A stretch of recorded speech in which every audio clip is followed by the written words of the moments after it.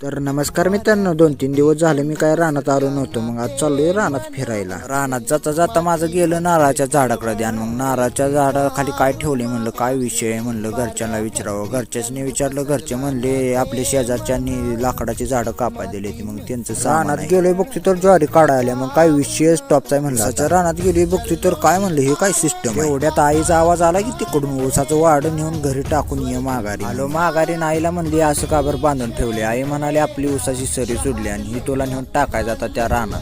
मग काय आपल्याला ग बसून चालतं मग आपल्याला मोळ्या टाकायला लागतील. नाही टाकल्या तर उद्या जेवण द्यायची नाही ती घरी. रानात आली बघतो तर काय आधीच मोळ्या टाकल्या होत्या. आईला म्हणलं सकाळी सरी सोडून लगेच कशा काय मोळ्या टाकल्या. आई म्हणली कालच सरी सोडल्या. तुला काय माहित असते का, तू येतोय 15 दिवसातून खाली रानात एक दिवस आलं नाही की घरचे असे म्हणतात. आपल्याला काही इज्जतच नसते हो, त्यामुळं काय आपण ऐकून घेऊ. काय अशा विषयावर घेतल्या मोळ्या टाकून. आता जाता व्हिडिओला लाईक शेअर आणि कमेंट करा आणि फॉलो पण नक्की करा.